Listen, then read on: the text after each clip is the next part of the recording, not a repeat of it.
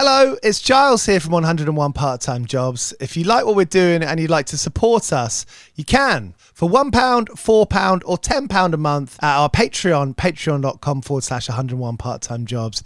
You can help support our independent production. We are so happy with the way this is going. We appreciate all of you listening and watching our episodes.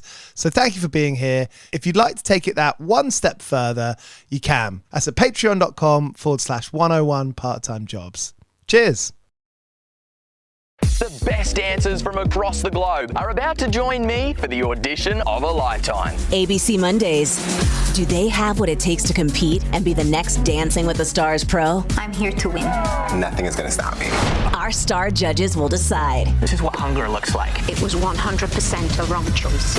Robert Irwin hosts. The next era of ballroom starts right here on Dancing with the Stars, The Next Pro. All new Mondays, 8, 7 Central on ABC, next day on Hulu. This summer, Prime Video takes you back before Legally Blonde, before law school, and into the world of Elle Woods in high school. Set in 1995, this Gemini vegetarian knows exactly who she is until her family moves from Bel Air to Seattle. Packed with iconic fashion, 90s nostalgia, and a throwback soundtrack, Elle proves one thing. Law school was hard. High school was harder. From the world of Legally Blonde, watch Elle, a new original series only on Prime Video. Watch now. 101. Look, really want to welcome Ben and Josh from Getdown Services to 101 Part-Time Jobs live in Bristol, put on by Breakfast Records!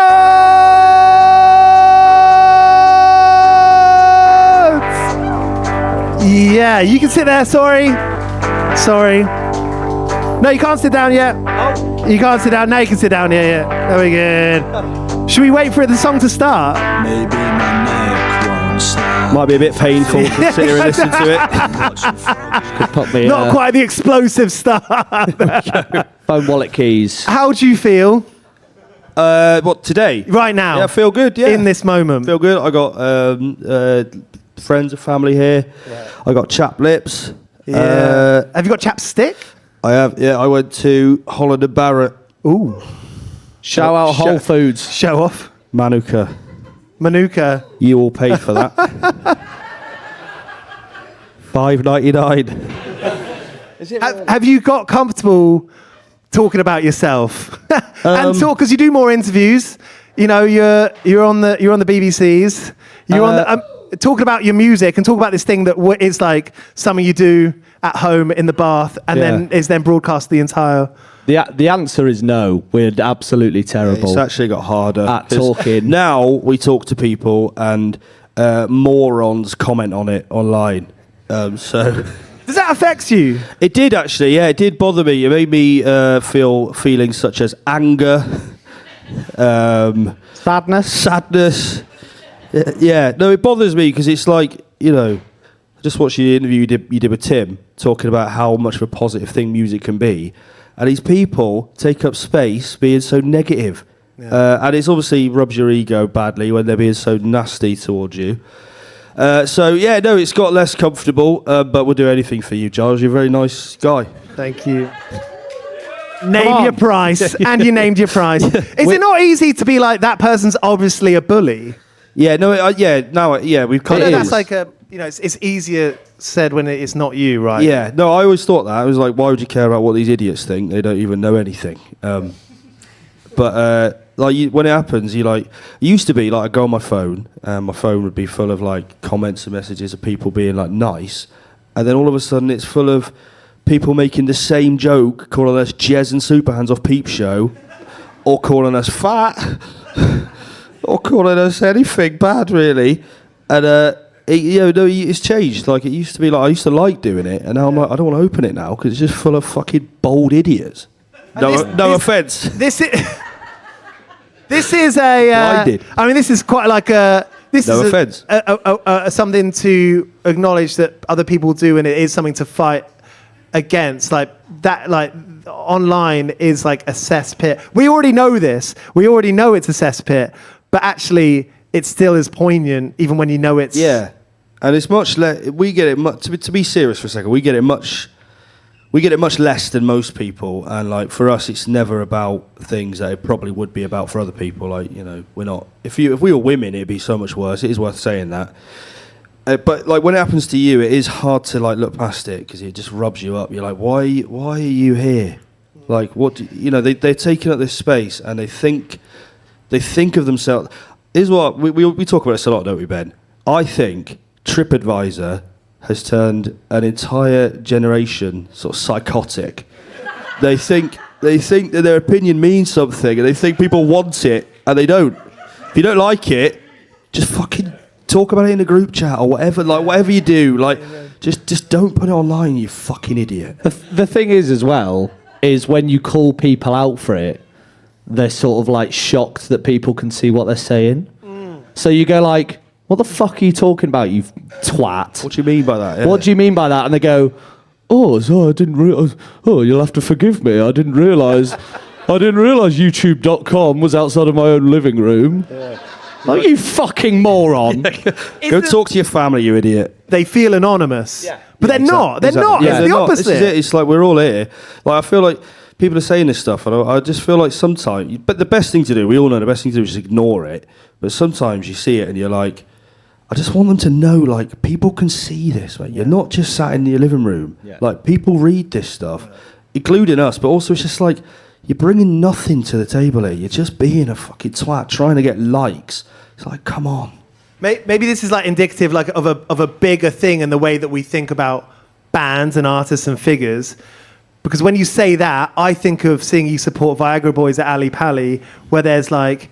actually like thousands of people reveling in your company, and think how do you square off those two things? That's the thing as well, is like when you're in the comments section, there's loads of, you know, not to pat ourselves on the back too much, but there's loads of people that like it and people that want to, thanks mate, that want to encourage us, but you find yourself just skipping past those to look for the one comment that's just like, just one word of just like terrible. And it's like, I'm going on your profile now. I'm looking at all the other videos you're commenting on. I'm looking at you find their address. I'm on the phone to your mum right now. You're on the phone. You're looking at videos they've uploaded of like Bastille, and it's like, well, you know, I'm sorry that I'm not fucking whatever his name is.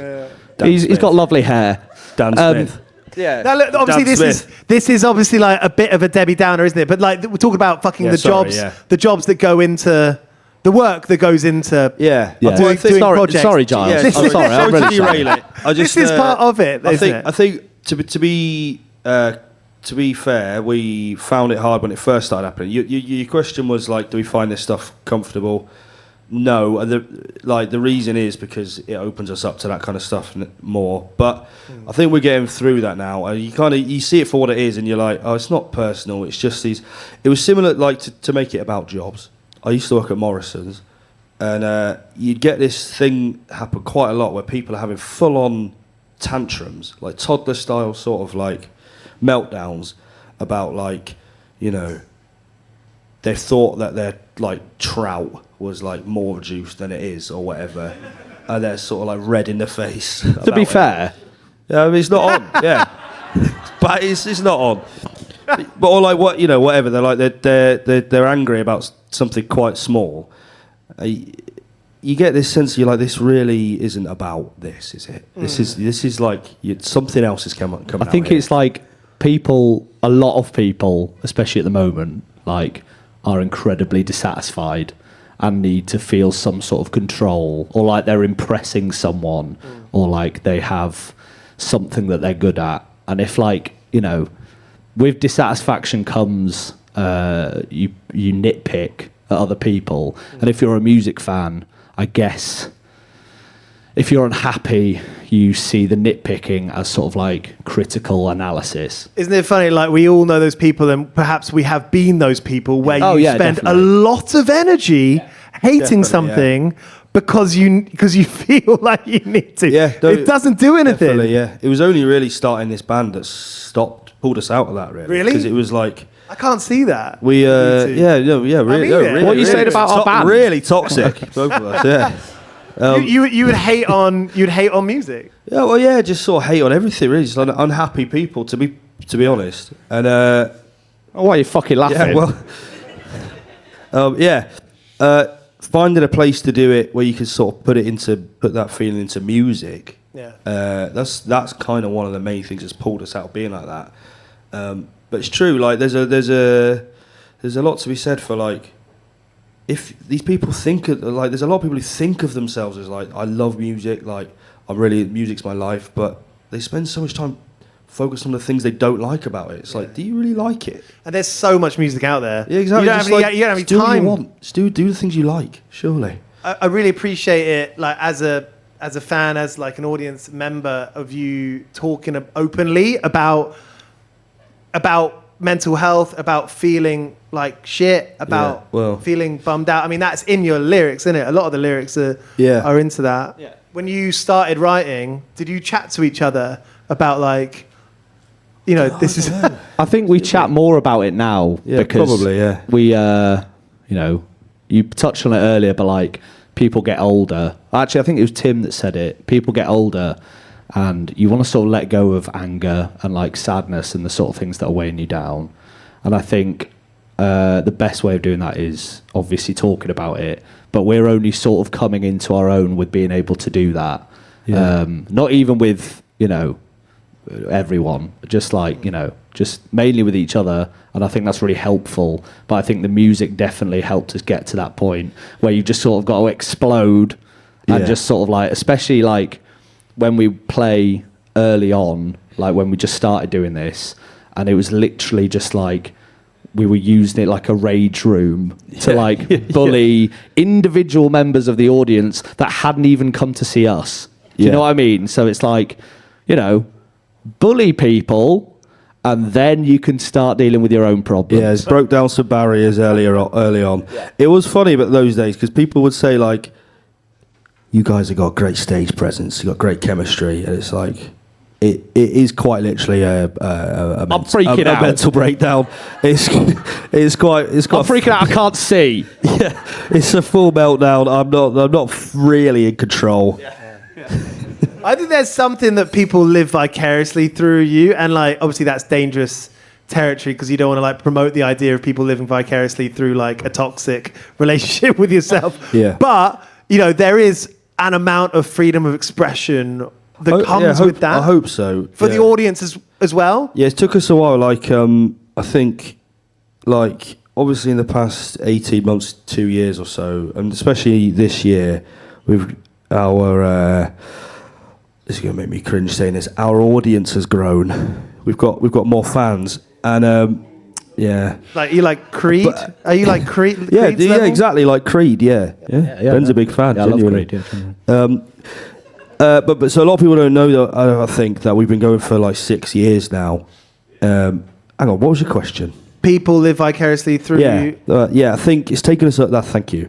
It's taken us a while to sort of fine tune that element of it, where we're aware that us letting go at the gigs. I'm talking about the gigs more than through the writing and recording. At gigs, we're letting go. We're letting loose. We're shaking down. We're getting down. You know, we're piggyback off what I'm saying. What else are we doing? Burning down the house. We're burning down the house. Building bridges. We're shaking off the hang. Pushing forward into the next generation of happiness. Yes. No, I had a point, Giles. Sorry. South Bank Centre. What was it though? No. It's taken me a while. It's taken us both a while to realise that when we are just sort of fully just letting go on stage, physically, sort of verbally, we're just you know, it's about just getting the barriers down. That can free other people up quite a lot. We didn't realise that. That wasn't really the intention at the start. I don't think we had any intentions at the start, to be honest. It was a bit kind of mindless, but over the years we kind of started realising that's what some of the people enjoy about it, and we kind of fine-tuned how we can allow people to do that. And it is a really nice thing to hear people say that they get out of it, and also you can see it. Like we played in Australia a few weeks ago, and we played in Brisbane, and there was pensioners headbanging. And I say pensioners, they told us they were retired. all manner of people just like fully just like eyes closed, just like. Yeah. That was the best feeling ever, seeing that. He said it just then, but like 6 years ago, and it's well worth talking about the point how it takes a long time, an amount of years to make a good project. I feel like the whole thing about music has been like, you got to make it if you by the time you're 21 or something. But actually, that's kind of changing now. And actually, I feel like a lot of the people I'm discovering are like well later on in life. And that's We're only 15 though, Giles. You're only 15. Could I request that you do that voice for the rest of it? No, I can't do it. Hey, boys, what, you want to tell me about a mishap or what? But it's important to remember that we want to give yourself and other people the time to grow. There's this weird immediacy that a lot of us have, where it's like if it's not good at the first single or EP, definitely, it'll be good. And it's really good to know that, like, look, we all ultimately want to hear and be part of or be in the room with the best music, and that takes ages to happen. Yeah, exactly. Yeah, we started this band when we were like 26, 26, Something like that. I'm 31 now. Ben's 30, and I don't think if we tried, and when we did try bands when we were younger, it just sort of came to nothing because it was like you only view success as one thing. Yeah. Like what was that thing? Do you remember? I think what was success? I think it was probably like sort of headlining the pyramid stage or something like that. Yeah. Like if you don't do anything like if that's not what you're moving this is a towards. very serious podcast. No, it's just true. No, it's true though. Like I think where we grew up, there was no reference point. Where you're like, if you're not like, if you're not Arctic Monkeys on Jules Holland, you're fucking shit. Yeah, you're one or two of them. Now, Jules Holland is one. Yeah, oh true, yeah, sorry. Yeah, it's true. God. I'll tell you what, this heat recently has fucked my brain. It's just he's not gone weird. But it just doesn't work like that, though, does it? No. It's not that's not a reasonable thing. That's it. Like you set your sights so high, like you're like 15 in like a sort of essentially quite a shit band. Yeah, and you're like, if Blu-ray DVDs aren't being sold of our rehearsals, then what's the point of trying? Yeah. Yeah. This is shite. And when did that change? Like, when did you start thinking, like, actually, when we released a Blu-ray? Yeah, we finally got the Blu-ray out. I don't know. Yeah, when did it change? I think it changed. It's not. It sounds a bit kind of. I don't know what the word is. It sounds like bollocks to say this band started by accident, but it kind of did. Jake, who I lived with at the time when we started this band, Big up, he could vouch for this. It wasn't like we're starting a band. It was just like it just kind of like happened. And then when we started playing gigs, we realised how fun it was, and I think that was when we started realising like, oh, this can just be fun. We can have fun with nobody there. Like we've some of the most fun experiences we've had with music. Nobody was there. Like when we played at the Sunflower Lounge in Birmingham. Yeah. You weren't there. Yeah, you weren't. You there. are from Birmingham. Yeah, but credit to you for that. But you weren't there ultimately. At the end of the day. And zero people were there. Yeah, no, but maybe like 6 or 7 people. The support band that played before us, they left. But it was like really fun. And we played this other gig in France once, and it was like, there was like a dog there, and like there was like more animals than humans. Genuinely, it was like there was in a barn, there was like birds and that. When you start realizing that's like really fun, really really enjoy it. Just like being there and like getting away from work or just like being distracted from all the crap. That is enough. Like when you realize that, you're like, it's kind of, you're a bit invincible. Really. I think when you're younger as well, you have all these expectations of what's going to happen, and you don't really know who you are. So it's like you're pretending to be this thing that you want to be, that is just inevitably going to make you so unhappy because you're just a boy from a medieval village in West Somerset. When you sort of grow up and go, oh God, I'm so glad I don't feel like that anymore, then you can just start doing things, as Josh says, for like the reasons that you should be doing them. Yeah, it's just fun. It's really fun playing music. Isn't that like the thing, you just said it there, but you have this idea of something you want to be and then you become that. Again, I feel like this is something I always kind of say, but like it's funny to be earnest and sincere. But like that's a bit of magic, isn't it? Or like you don't become that, but just accept you just like go, well, that's fine, because I don't think what I want it to be is going to make me happy anyway. Do you know what I mean? There's a message, I think, that like no matter what you do, whether you're speaking to your friend or family, neighbor, whatever, or you're on a stage, everyone has a message. And I think that sometimes you don't know that you even have a message. Do you reckon, was that like part of your message? Do you reckon that, looking back on it, that was part of the message in the first few years, where it's like, well, we're having fun. Like that is it. Maybe, but I just don't think we realised it. Yeah, in hindsight, I think that was what was going on. But at the time, it was much more chaotic than that. It was much more sort of desperate than that. I think we were quite desperately trying to escape a sort of routine and a kind of life that we were in. It was just like, we did it. We did it by accident once, and we were like, that was really good. Let's just keep doing that. I don't really think we paid much attention to why, or the bigger picture, like why it felt good. It was just like, that was really fun. There's something looking back, there's something quite freeing about the setup, like with the backing track and stuff. Yeah. I think we were like, we can sort of do whatever we want. We don't have to play instruments. We could just sort of go mental. I'm fascinated. And mental we went.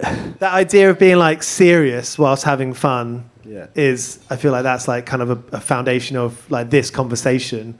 Like, was that a funny time to be like, okay, actually we have to book a hotel, we have to book transport, we have to book time, all to do this thing that's kind of bonkers in its own right. I hated all that at the start. It was like, what, I've got to do emails. What? No. Also, I think we still haven't really grown out of that. No. We just like got a manager and got a label to do that for us now. And this is like I didn't get the memo. I'm wearing a hat from Norway. This is a massive part of Getdown Services, having a manager, Alice, who is working behind the bar in Louisiana. She hasn't managed a band before. Yeah.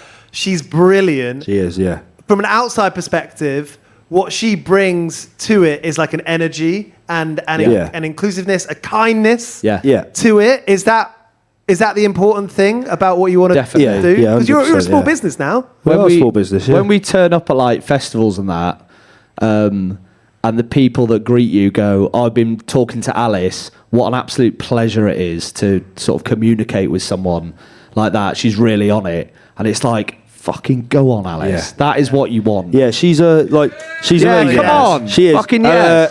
She is. Like, we all start, like, the three of us, when we started the band, we had no knowledge of the music industry or anything like that, and me and Ben are quite in a wrong idea of what the music industry was, and we were quite averse to the idea of it. We're like, fuck those men in suits, fuck them. We're quite cynical, yeah. But so even the idea of a manager was a bit like, well, fuck off. But Alice, she was working at the bar in Louisiana. She put on a show, like a charity gig for Ukraine. She booked us to play because another band pulled out. She'd never heard of us. She's revealed. She just red flag, yeah, or green flag. I think if you don't know us, probably good sign. And then she was like, do you want me to be your manager? And to be honest, I'm not even joking here. At the start, we was like, does that mean we don't have to do emails? And she was like, yeah, I'll do your emails for you. And we also thought there was something quite funny about the idea. She's French, Alice. She's from Strasbourg. We also thought it was something quite funny about the idea of having a French manager. I don't know why. At the time, it was just like, that'd be funny, yeah. Like, c'est bon. And so we were like, yeah, all right, let's do it. And then, it was a really good choice, and we sort of followed that kind of. It's really tickled you, that, hasn't it? You like that one? Yeah. Was it a French accent? Because Alice will hate that. Yeah, she hates it when we do that. Yeah. No, we started like the three of us like have been through quite a lot. We did a lot of all the early tours. Alice was like kind of tour managing us as well. Like she did everything. Years of working for nothing, like we all did, and like. Yeah, it was amazing to, and same to Josh and Dan. Breakfast. It's worth saying to them as well. Just all this like work that comes from like, just being dedicated to the cause. Yeah. It's just amazing. It's like the whole thing runs on that. The wheels would fall off if it wasn't for that. And we're very grateful to have found that, but also to have been able to stick with it. Like the fact that we, like you say, we go on like Jules Holland or whatever, and it's still just like the same team of people that was like when we played at Louisiana. It's amazing, and if there are people listening to this or anyone here who thinks that, like, you know, major labels or management companies are the only way to go, you're wrong. You know, you really don't have to do that stuff. Like with so many things, like with any, like you say, we're small business owners. Like unsuccessfly, I was doing a gardening business. It was quite an unsuccessful business. But one of the things that you do learn in that is that, like, you know, it's a personality-led thing. Any business is like work with people that make you feel mutually respected. Is the golden rule, and like be nice to everyone, be friendly to be as friendly and as attentive to everyone as you can. People like Alice and Josh and Dan really value that as much as we do, and it's amazing to see it pay off. You know, we're millionaires. It's only music. Do you know what I mean? There's like no one's gonna fucking. There's no enormous like thing hanging on it. Like, it's only music. Just be sound. Be normal. Yeah, be nice. No one's impressed by you working fucking really hard and getting really stressed. It's like, yeah, just calm be down. nice. It's a very, very, very privileged position to be in, to be able to do it full time. So be nice. Don't be a fucking rude twat. A lot of them are as well. It's a shame. It's like, your job is amazing. Like, we know people who like have like genuinely hard jobs. I'm not saying it's not hard. Obviously, it's hard work. All of that. We work hard, whatever. But people who actually work hard, teachers or whoever, it's like it's a bit of an insult to them when you're grumpy at work. You're like, you've got nothing to whinge about, really. I know. I feel a bit like Piers Morgan saying that, but it's true. It is sort of true. It's like, we're living a dream, really. Be nice. Alice and the record label is like the record label, Breakfast Records, the Never record heard label, of TM. It's like they will work for free for a number of years. Yeah. And like that is got to be such a huge that is a huge barrier for 99% of people trying to do it. People can't do that. Yeah, so how do you reconcile with that? I think like from what I've just seen being around it, it's like all you can do is what opportunities you have in front of you. All you can do with what you have is what's in front of you. Do you know what I mean? Like you can't. Yeah, just make the most of what you got. Like we're lucky. We're like. Way of saying it. Yeah, make the most of what you got. We are lucky. We're a cheap band to run. We record and produce everything ourselves. We don't have to practice. There's two of us. For years we could do it in Ben's car. Practice. As if we practiced. Have you never? Could you go on record here and say you've never practiced? We have practiced. Yeah, we have practiced, and we really hated it. Yeah, we had an argument. You had an argument. We had an argument. What do you argue about? I think I remember actually. If you don't mind, I don't remember. It was we were going to do a cover of "Only You" by Yazoo. We did it for a bit, and we were trying to go. Should we harmonise? Oh, we just sort of bickered because it was like, you're not singing a tune. Yeah. Well, I can't. So. Well, no, it was me. I was going to start singing it then. I can't remember the words. What's the first word? From the window above is like a story of. So you're not harmonising again. It's pissing me off, man. Seemed like only yesterday. It's getting harder to say something. Can you hear me? All I needed was the love you gave. All I needed for another day. And all I ever knew. Only you. That was all we needed to do, right? She saved us a lot of trouble. I hope somebody recorded that so you can sample it. Yeah, well, but yeah. Yeah, nah. What was the question? But you produce your stuff, and Massive Champion is the album that's coming out. Yep. Hell yeah. Fucking yeah. You produced it. Yep. How does that work? I've seen you in the bath with headphone mics.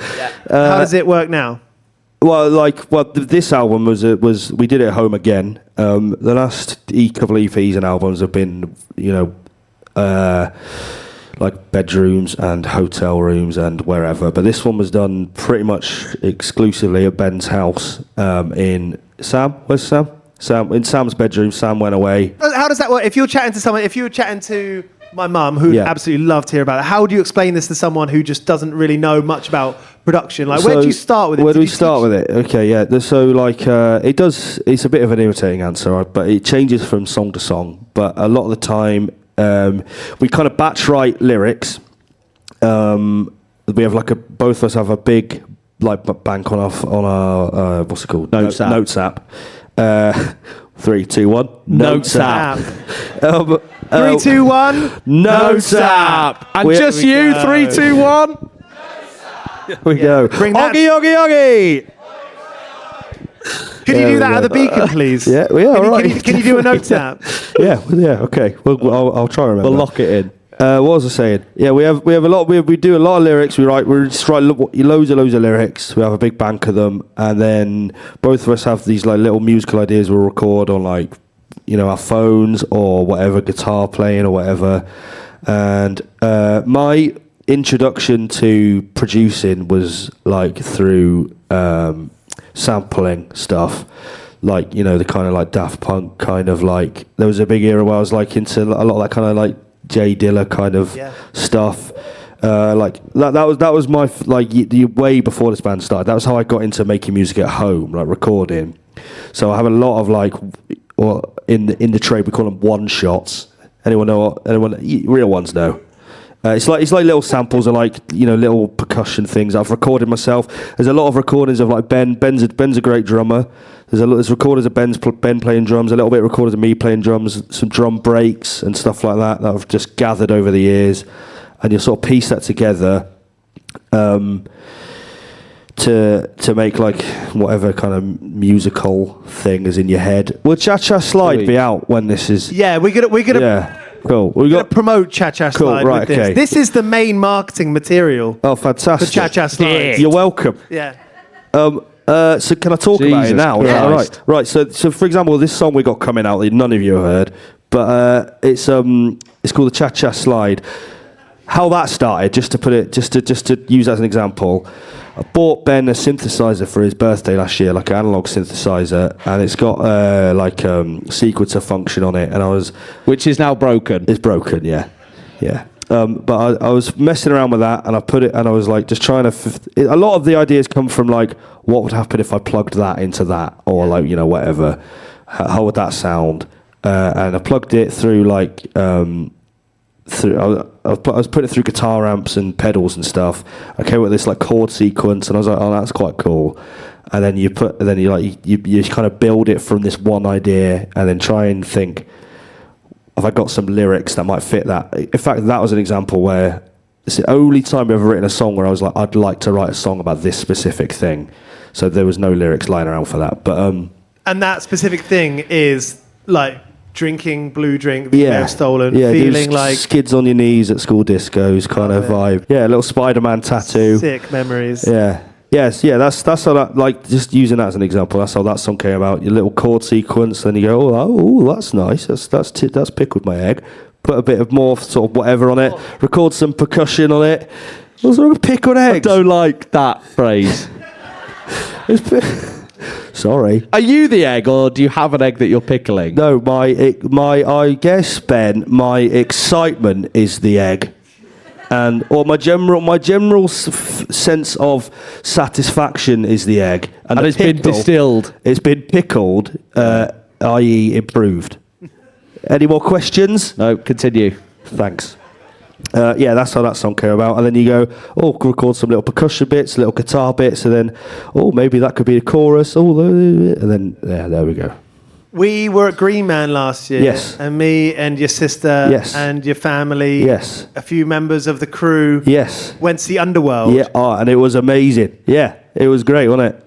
Thank you for having me along. I just tagged along with you, and it was awesome. Pleasure. And it blew my little mind when you were like, oh yeah, we spent years playing Pro Evo or FIFA, whatever game you're talking about, listening to French pop or French electronic music. Yeah, French and house, for some reason I'd never, because I don't know anything about that. I was like, oh, that's partly of the sound of Getdown Services. Yeah, I mean that was the big one, really. Yeah. We get away with it for some reason because people think we're trying to be like Sleaford Mods or the Streets or Yard Act, which they're great bands, but we're trying to be like Daft Punk, to be honest. And they're a massive the kind of if you're talking about the scale of it, that scale is kind of fucking endless because those bands, not that you're trying to maybe you probably do want to play some massive stages and have a great vibe, but a lot of those artists are like headlining massive festivals. I'm just saying like the scope of that is quite big, what you can do with it. Well, that's one of the things I think we both love about using Daft Punk as an example. One of the things we love about that music is it is quite like it scales up in that way. That's quite like you know, they were Discovery, Daft Punk's like best album, my favorite album. That was made in like a bedroom. You know, like, but it's got kind of like seemingly high production value that can scale up to like huge stages, but it's like that kind of stuff. A lot of that, you know, the Ed Banger stuff is quite. I don't want to word it. I guess DIY, like, you know, it's really kind of. It can sound rootsy. Amazing through speakers. Yeah, exactly. It can be made in a bedroom, but sound fucking unbelievably huge. Yeah, in like big sound systems. You know, like Justice, their first album made on like GarageBand. You know, like it's crazy. Yeah. Like, you know, that stuff is that part of it was as big an influence on us as the actual music itself. It's just like, you know, you can do this at home. You don't need like all this stuff. Like, it's easy to like labour the point when like you were a band who did like the 1,000 Cap Electric Ballroom in like November. That was like the biggest show you'd ever played. Yeah. And then like probably 30 days. It was like 30 days later you played again. And then like a few months later it was bigger. Like every show you play gets bigger and bigger and bigger. As do we. That gets like, that's probably going to play on your mind in the way of like your like identity of the project, of yourselves. Like how are you feeling now? Apologies for the kind of fairly like, you know, it's quite a personal question, isn't it? But like, how do you feel about it? Like, how's the way you think about yourself changed? It's quite overwhelming, to be honest. I think having that many more people paying attention to it unearths a lot more insecurities of what you're doing, but also just like things that have been sat for years, I think. How do you mean? Oh, insecurities. I struggle quite heavily with self-esteem and sort of anxiety and stuff. I find talking, weirdly, to a room full of people crippling at points, but taking my top off and screaming, that's absolutely fine. Don't you worry about that. But doing it on bigger stages, it's weird because it's sort of too many people for you to process in the moment. So you just end up doing and saying stuff like it doesn't matter, and then afterwards thinking back at it or seeing videos of it and going, fucking hell.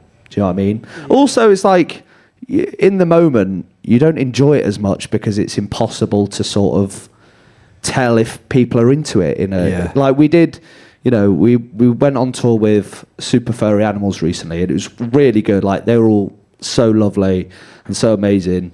And the shows were, you know, great, but people weren't there to see us. Obviously, it was a support slot.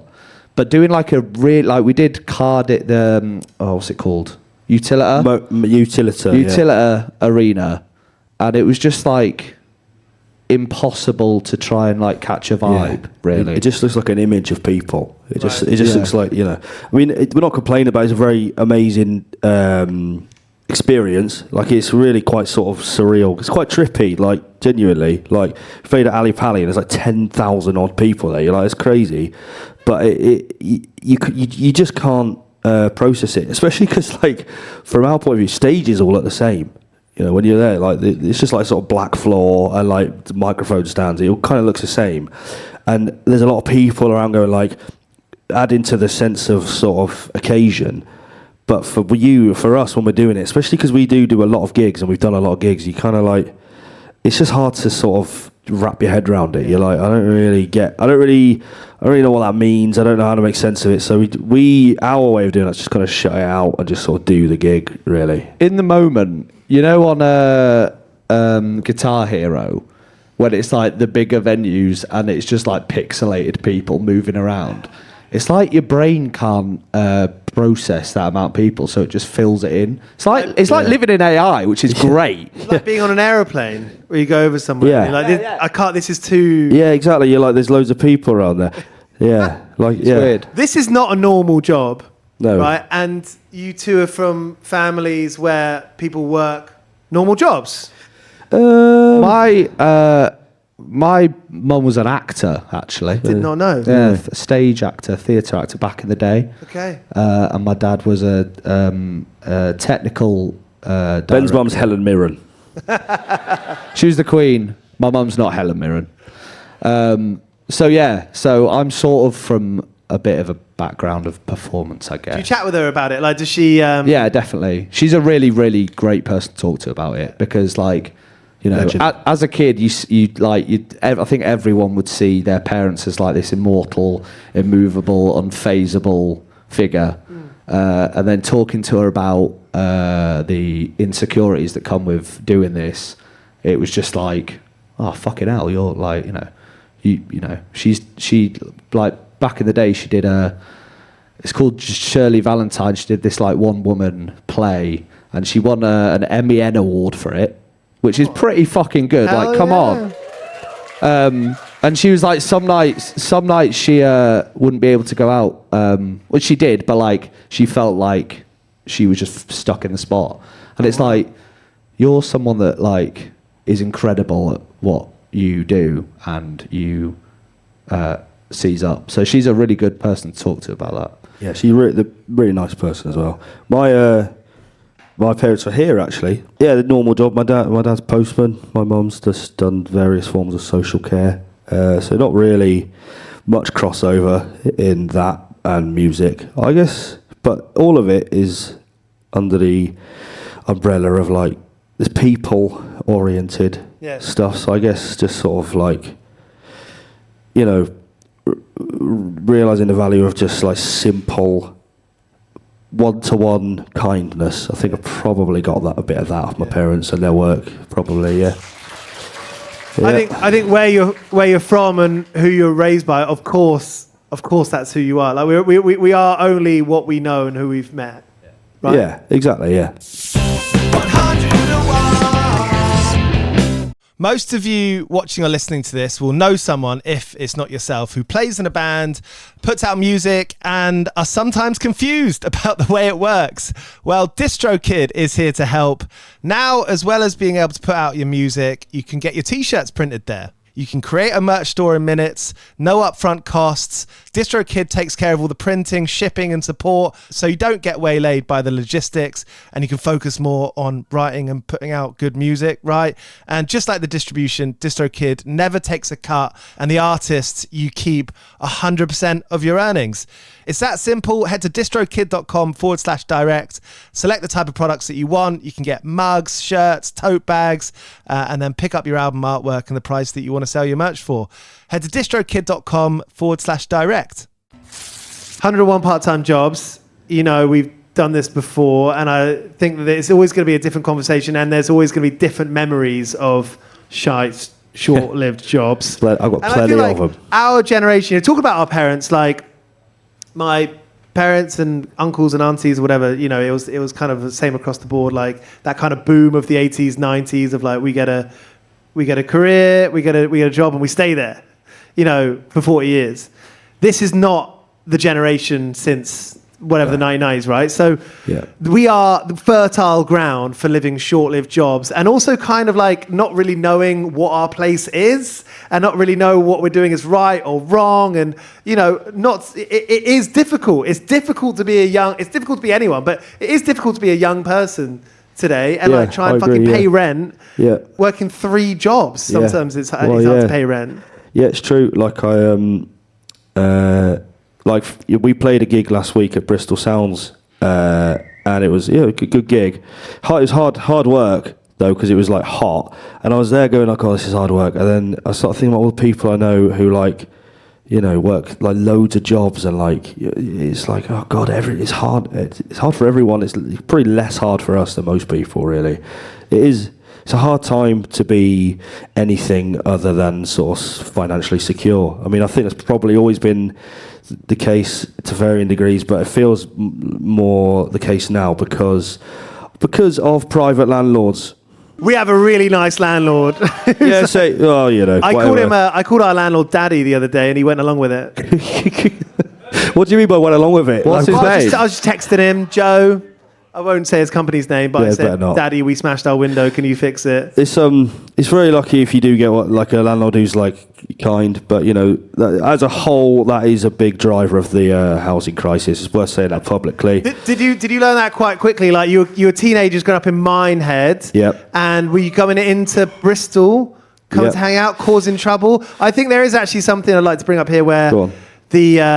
we are surrounded by lovely people in here tonight. This feels like a nice vibe, doesn't it? This is a good energy. Yeah, we can't see him. But A very important person in the house tonight is a man called Adil, who's been running the legend. door. And Adil. Ledge. Yes. Big ledge. And I'd like to say that he did not ask me to say this. He did not ask me to say this. But there was a time, Ben, that you were behaving badly. And behaving Adil badly. had to frog march you out of the building. You naughty little frog. Yeah. Everyone boo me. Boo! Can I just said Ben behaving badly. Thanks. Yeah, that did happen. Adil, I am still sorry for that. But I feel like we're quite good mates. these Adil, I think days. you should knock his fucking block off, mate. What did you do? What did I do? I was. We played Breakfast. Shout out Breakfast Records. And I got. When was this? I don't know. It was the What, first 3 years ago? 2020. It's not that long ago. No, it's before 20. It's not that long ago. Daisy, Yeah. you're good with dates. What? 20, a few years ago. I was really pissed out my head, and I was outside headbutting my friend Ruby in the stomach, going like that. And Lovingly. I think it was a different person that was on the door, was like, "Yeah, you're not coming back in. You're clearly fucking mental." And I was like, "Oh, my stuff's in there. What am I going to do? My friends are in there. My friends are in there!" I started screaming, and they were like, "Mate, you're fucking cooked. You're not coming back ever again." And Adil blacklisted me, rightly so. And Alice had to have a word. And then the next time I came to Strange Brew, I came with my hat in my hands, apologising to Adil, and he was like, it turns out, the nicest Literally, fucking bloke biggest you legend could ever ever. meet Yeah. in your whole life. And I was like, for fuck's sake. Yeah, worth saying. Obviously, he's a fucking legend, Worth- and I was being a twat. Worth saying, we've had a fair bit to do with Strange Brew since then. Adil's always made everyone, including us, feel very looked after. He's Adil makes really, this venue feel he really amazing. prioritises the right things when it comes to safety. Legend. Here's Could the all learn something forgiveness. from that. Adil's forgiven you. You Yeah. are forgiven. Well, I hope so. I'd like his forgiveness and approval.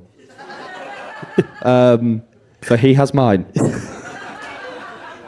In a lot of ways, you are a Bristol band, even though you know people wear bad shoes and all that. The chips are expensive. Yeah. I got green shoes on today. You're playing two. You play. I thought you were going to say free the toes.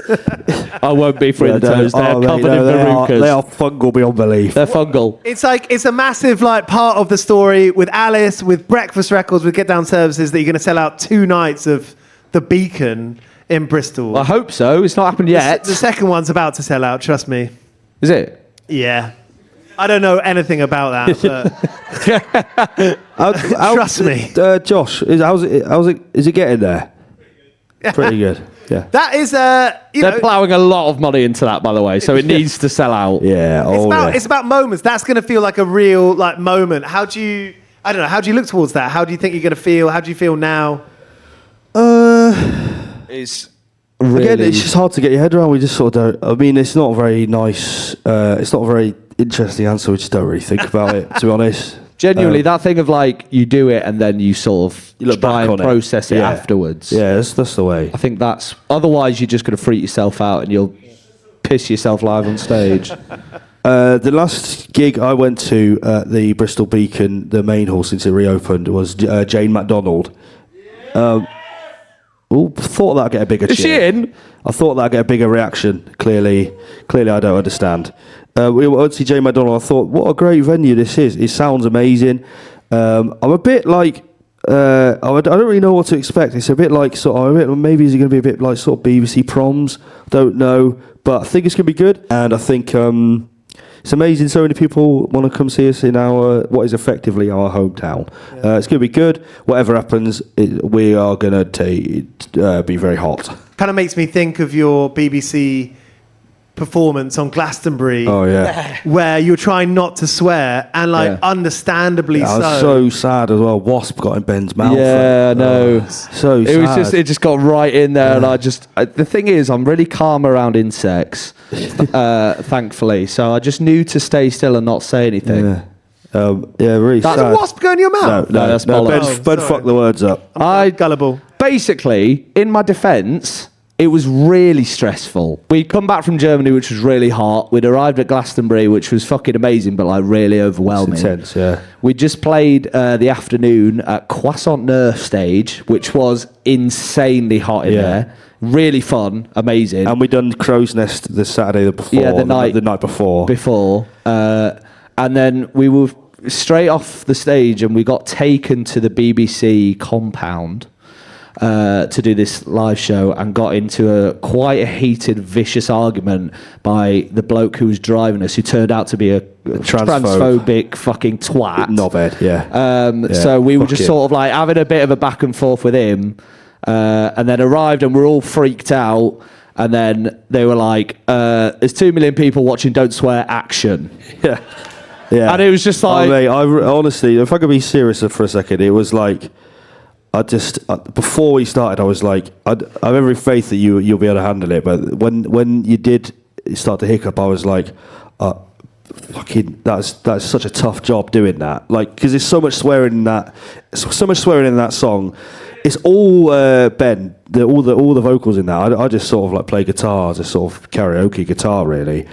I was like, fucking fair play to you for not just completely dying. Well, Yeah. It was, and also it was amazing watching you come back. It was a beautiful experience. Well, can I say it's the most magical It's the most human thing. The thing was, Josh swooped in like an enormous seagull and picked up the chip, which was me, and flew with it and brought it back round, to be honest. So thank you for doing that. I always got your back. And in doing that, that's made it one of the best live sessions at Glastonbury. I think so. I mean, it's easy for me to say that because I'm not the one who fucked up in front of 2 million people. But I think so. I watched it back as soon as we could. I was like, honestly, Ben, it makes it better. It's fucking awesome. There's a bit of drama. Isn't it sick? It's great. Who's seen it? It's fucking awesome. It was great, and it's just also good effort because we're we're well out of our depth being on the telly. It's I'm not just being modest there. It's fuck, what the fuck are we doing on TV?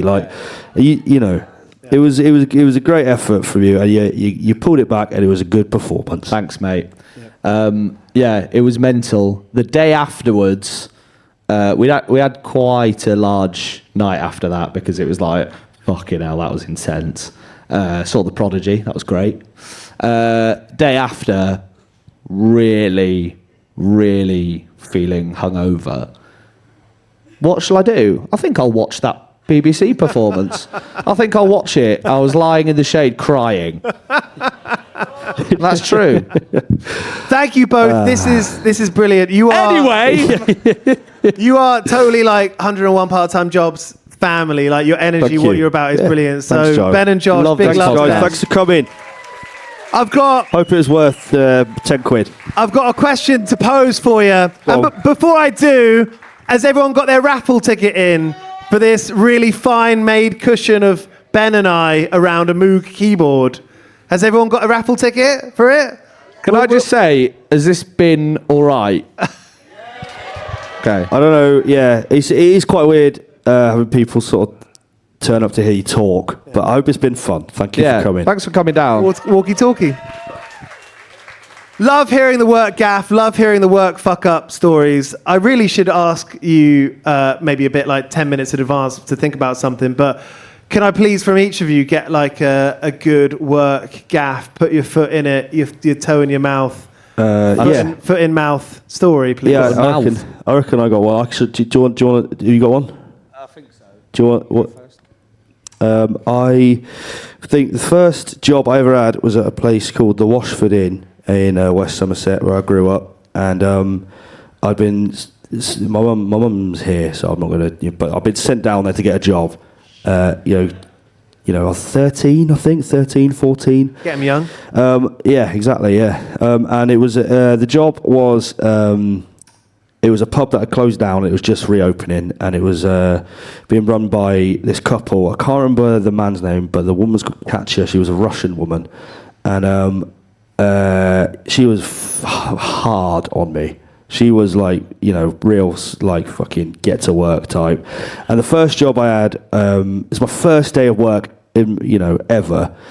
First job I had was, there was a load of freezers that had all thawed. They'd been left by the previous pub landlords, and they'd all thawed out, and they were just full of, like, old food. And she was like, here's a bin bag, get that cleared. And it was, like, sort of sloppy, like, rotten black trout fillets or whatever. Meat and fish. Meat and fish, Rough. yeah. It was like open his chest freezer, and it was like, it looks like it's full of crude oil. But there's like bits of meat floating around in it, and I had these rubber you grew gloves up vegetarian, didn't you? I grew up as a vegetarian, yeah. And I was just sort of shoveling it out by hand, putting it in these bin bags. And I hated every single day. I mean this as well. Every single day of full-time work I ever had in my life, I hated 100% of it. And I put a lot of it down to that day. I was like, if this is what I've got to spend my life doing, my life's going to be fucking shit. I think that's a fair enough thing to say, isn't it? You're allowed. And it was until this band came along. Not really. I've had a good time. I did wrestle my boss and accidentally spat into his mouth. Accident? Is that like spittle? Spittle or phlegm? Spittle. Yeah. Also, that same weekend, I ripped a bumper off a van by not giving it a wide enough berth around a bit of scaffolding. You'll remember that. Yeah, I remember it well, yeah. But the story I would like to share is not work. I'm crap at work, but for some reason, get away with dossing. Always have. Don't know why. It's true. We've worked a lot of jobs together, and you're a piss taker. Yeah, take the piss. Take the piss. Grifter. And but the story I think is worth sharing. I did this when I was 16. I went on this charity. It's supposed to be a charity. It's a white saviours thing, really. Just like a load of fucking middle class kids paying to go to Borneo and pretend to help build a school. We fucked about. Do you know what I mean? We helped no one over there, but we had a great time. But went to this obstacle course in the jungle. Right, we've all been there. And there was this trapeze bit, like monkey bars, and it was an iron bar and then rope, and it was thrown over. So I got it, and I was like, I'll get it down so we can play on it.